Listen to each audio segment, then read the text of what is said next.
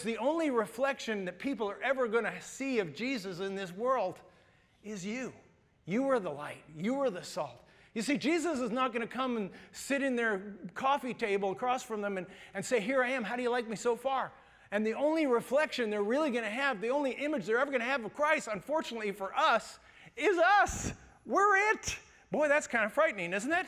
And I mean, I always play this game with people because people are always complaining about Christians. You know that, don't you? Especially you guys. And they complain to me, and I say, whoa, whoa, whoa. Don't judge Jesus by what you see people do. Well, what choice do they have? They don't see Jesus, so they have to judge Jesus by what they see you do.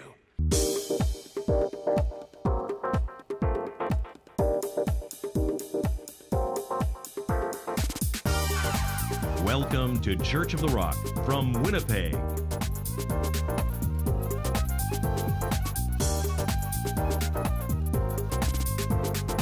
Stay tuned to this week's thought-provoking message from Pastor Mark Hughes.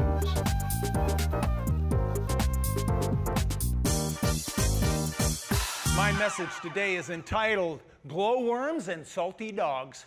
And I know some of you are thinking, what's he going to do with that? Well, it's not that hard, really, because Jesus told us that we needed to be two things in our world. Number one, we were to be the light of the world. Number two, we were to be the salt of the earth. And so I'm always thinking of, what metaphor could I give people that they would remember that it was kind of stick in your brain and you'd never forget it. And then I came up with it, glowworms and salty dogs. And I know some of you thinking, going, I don't know what either of those are. Well, then you'll be glad you came.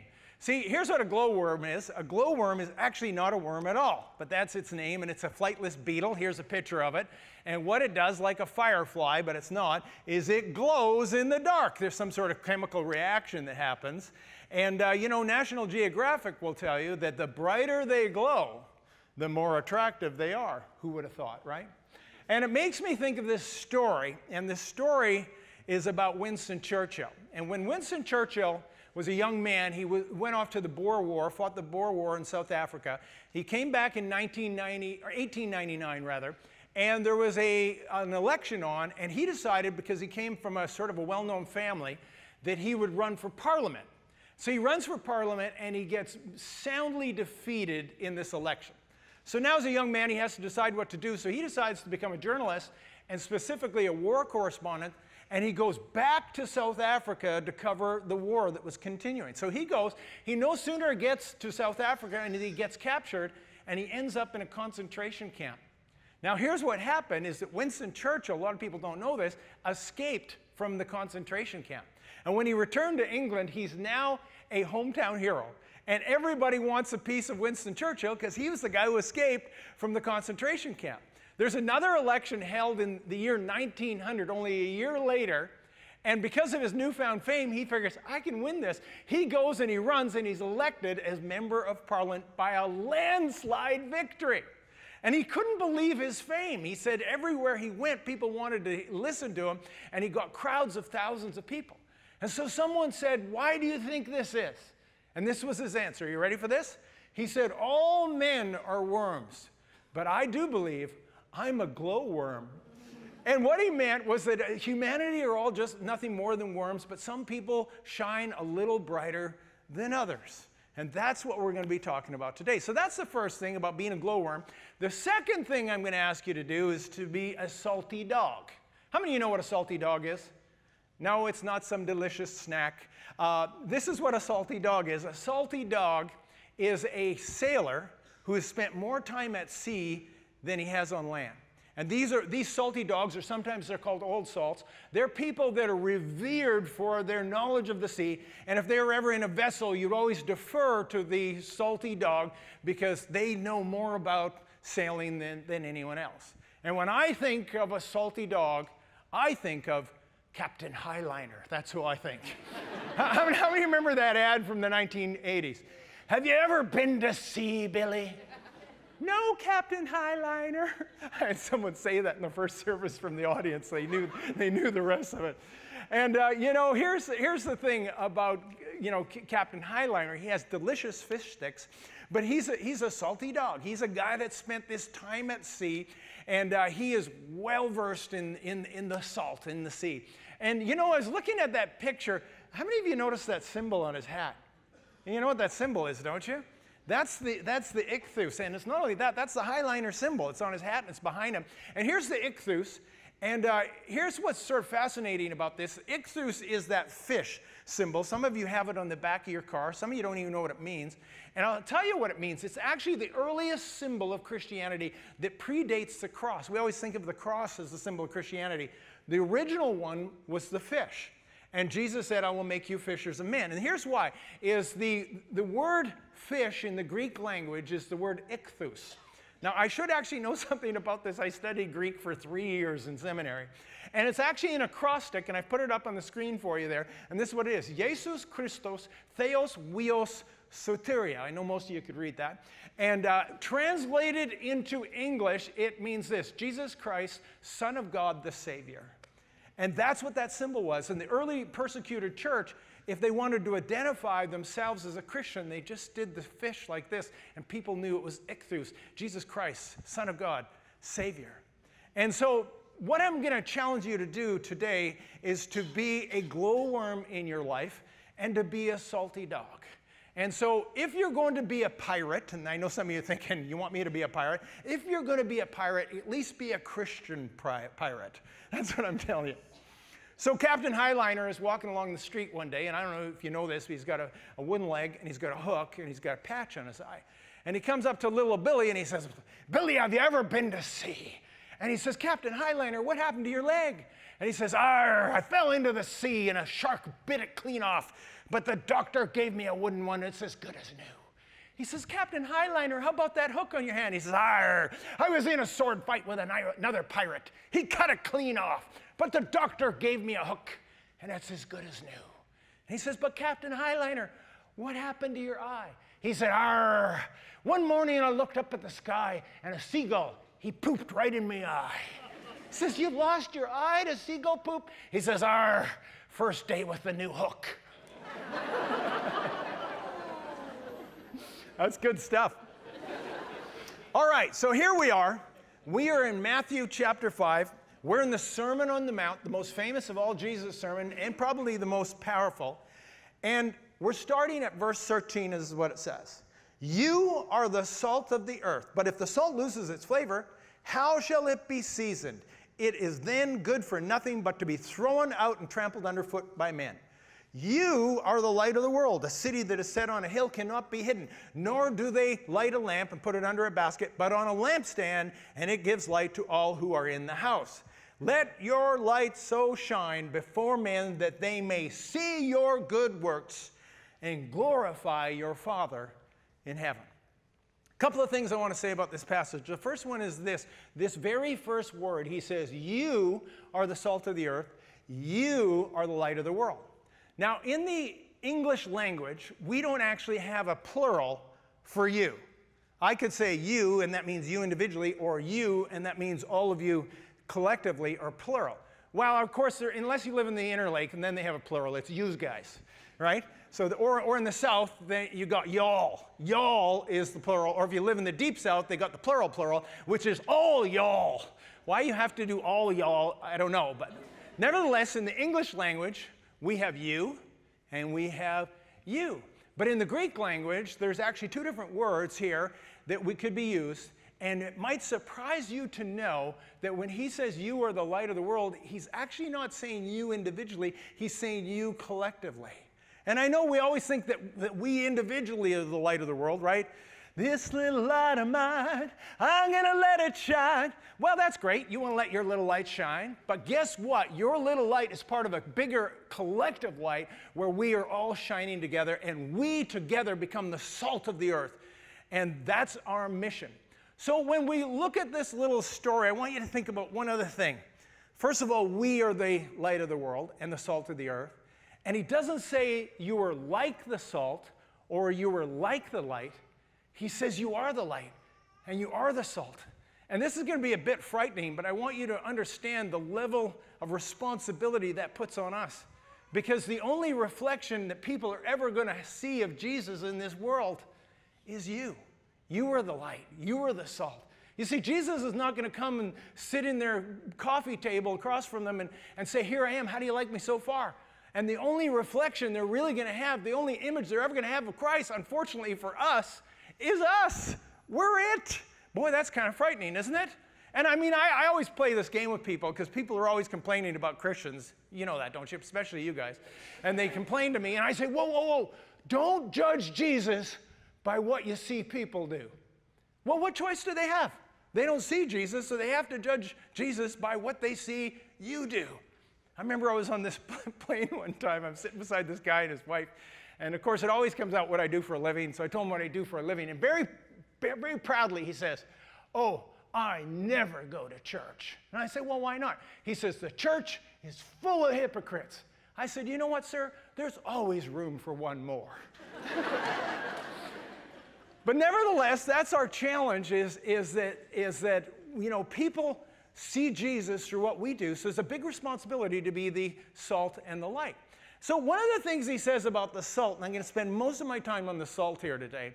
One of the things he says is if the salt of the earth, if it loses its flavor, what good is it but to be thrown down and trampled underfoot? I want you to think about those words for a moment.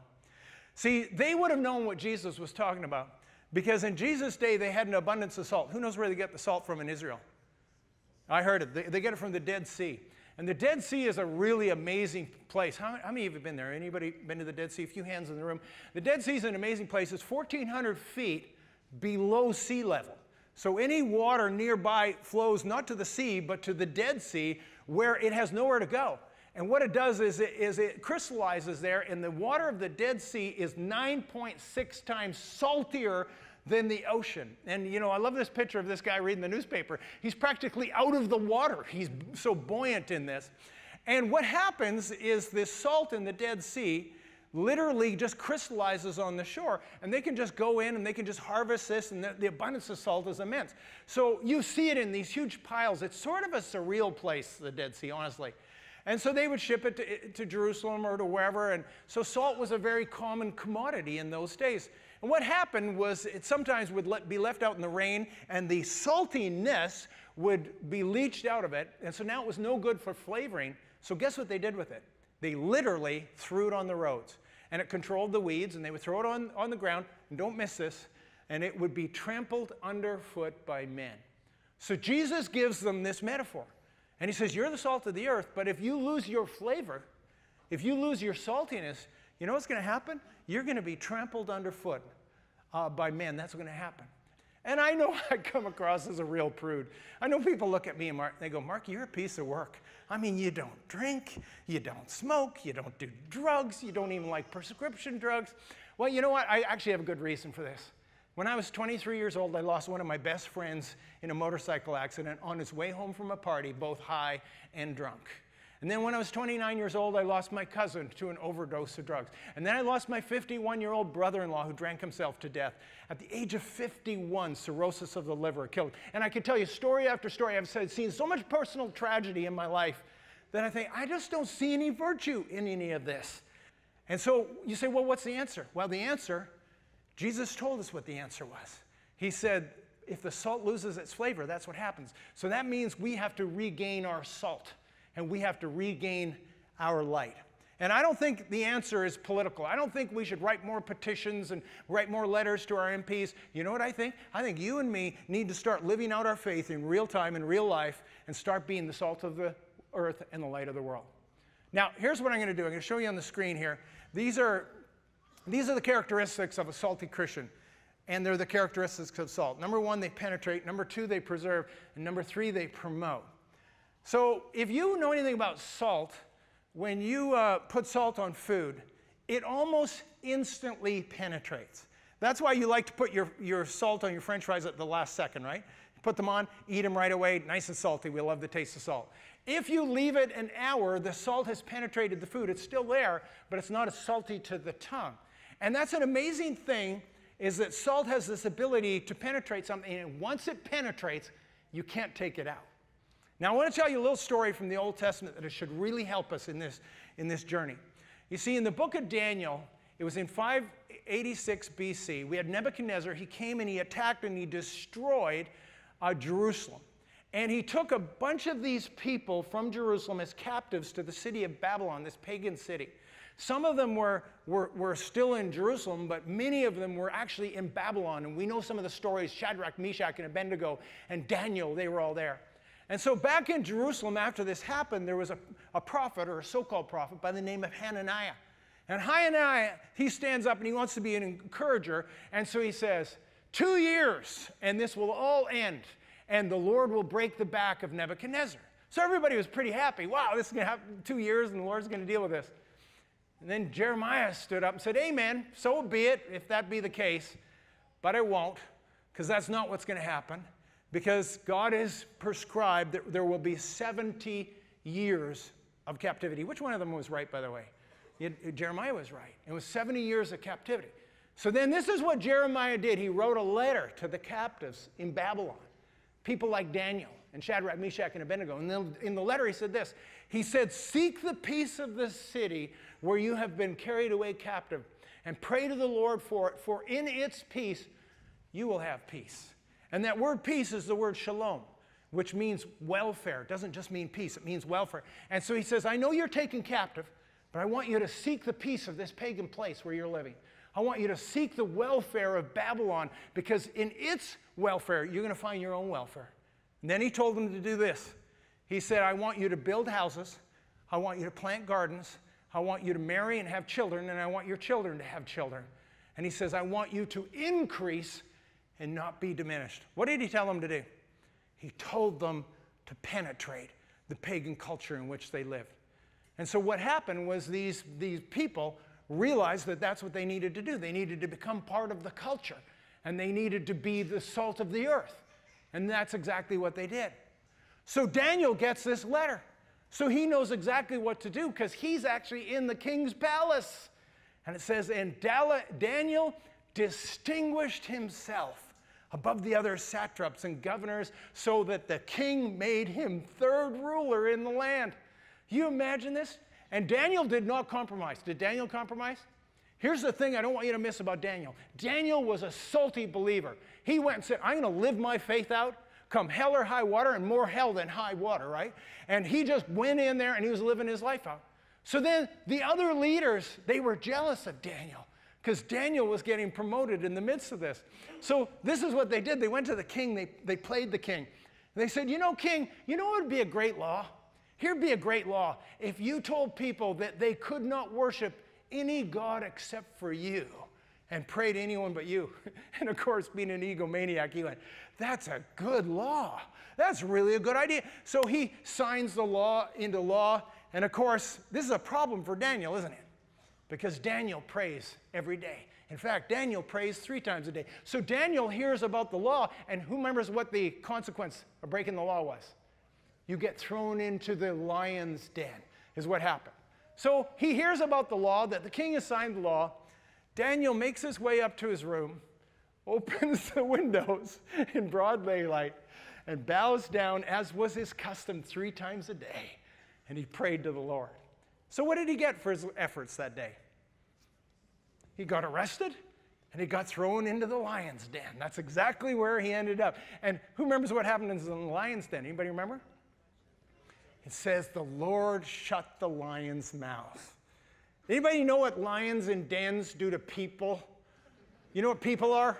Lunch.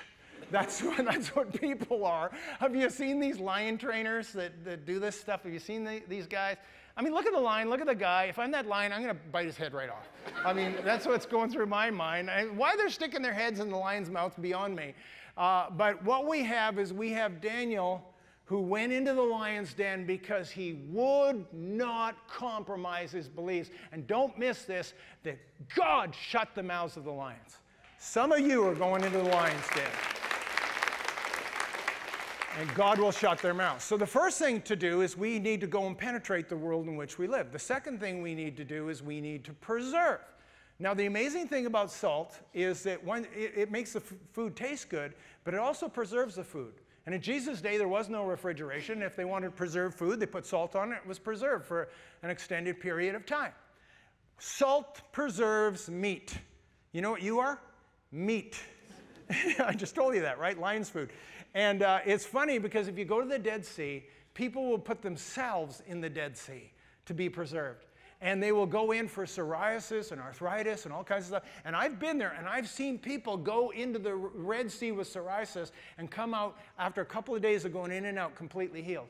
Now, you want to be careful not to stay in too long because you'll turn to this. Everything turns to salt there.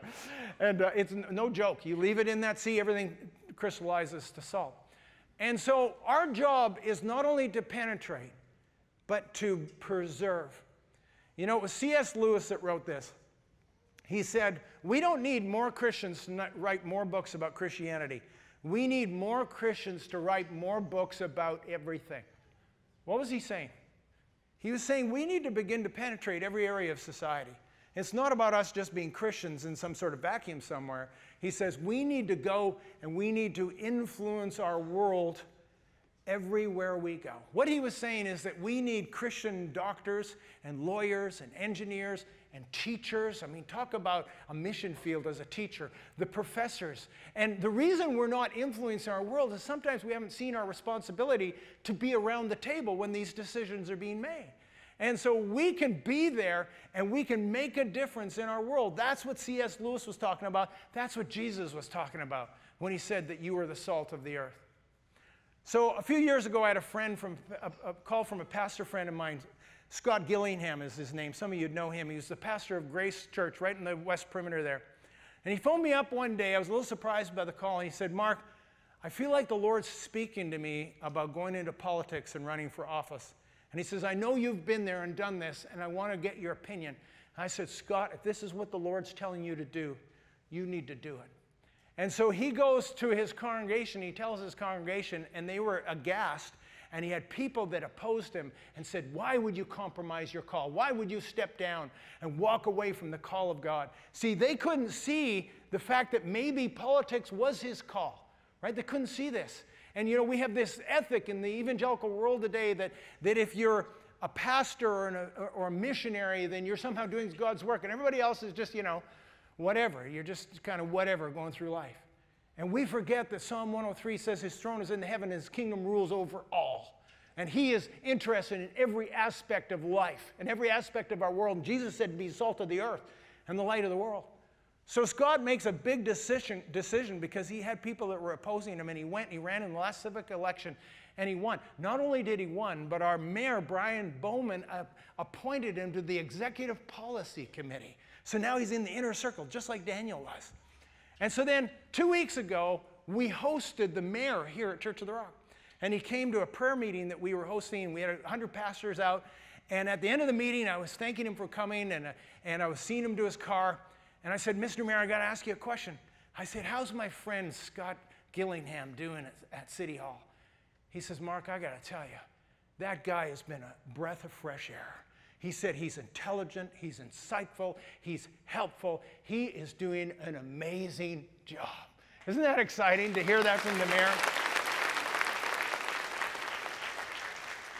See, what you need to understand is wherever you are in life, God's placed you there. He has set you in that place. It doesn't matter whether you're a doctor, a lawyer, an Indian chief, a butcher, a baker, a candlestick maker. It doesn't matter what your occupation is. God has placed you there for a purpose, to be salt and to be light. And you can make a difference in this world no matter what you do if you understand first and foremost that you are salt and you're light.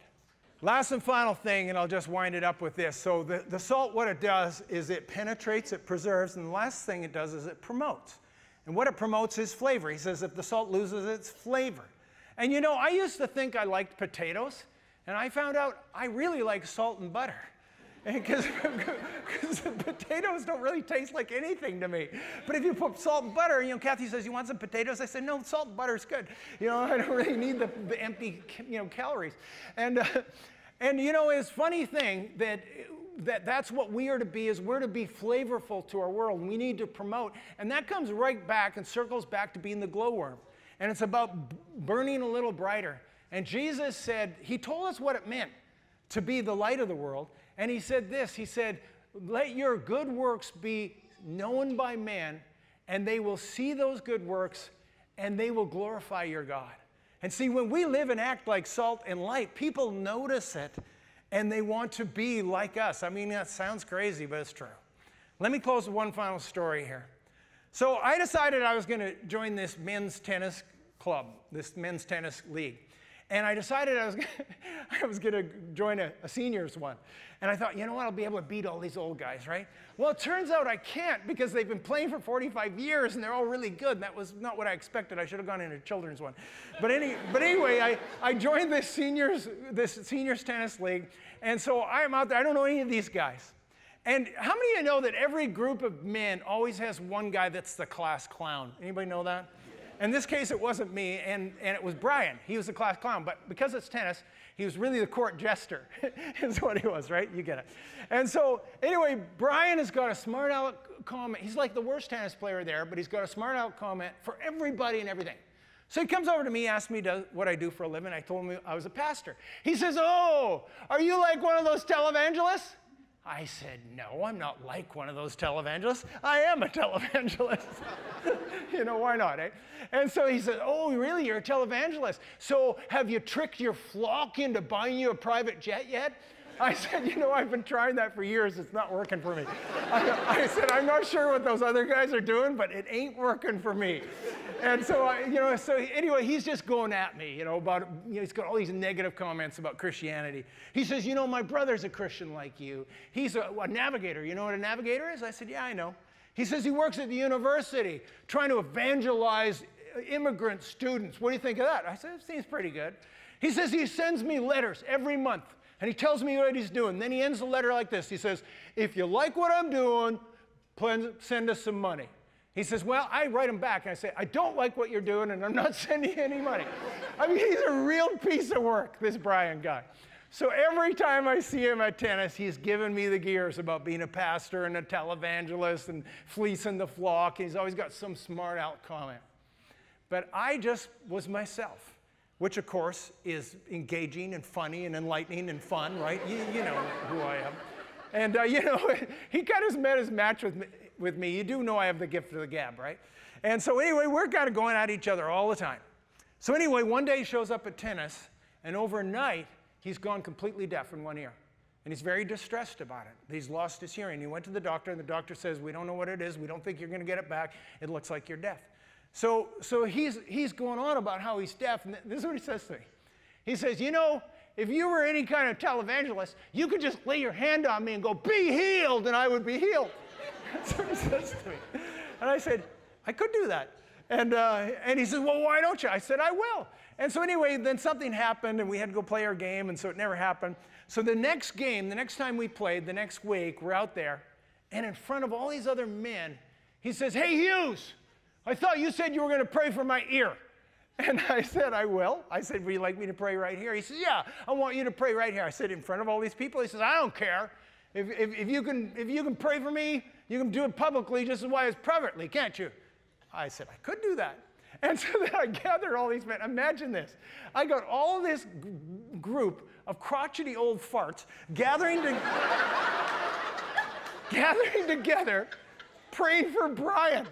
And we lay hands on Brian, and we're praying for, and I'm thinking, I don't know what just happened here, but something cool is happening. You know what? His ear didn't pop open. I'd hoped it would. But here's what I don't want you to miss. All it says is that we have to be the salt and be the light, and people are going to notice, and they're going to want a little piece of what you have. And what you have is Jesus. And you are the salt of the earth, and you are the light of the world. And so let your light shine, that men will see your good works, and they will glorify Jesus. That's what glowworms and salty dogs are, and that's what you are. Let's stand together.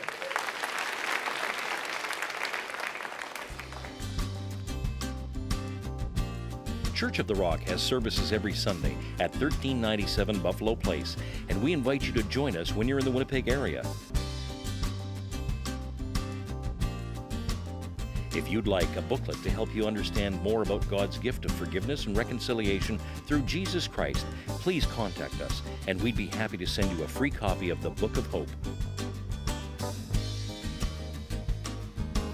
Visit our website at www.churchoftherock.ca. Thank you for watching, and God bless you.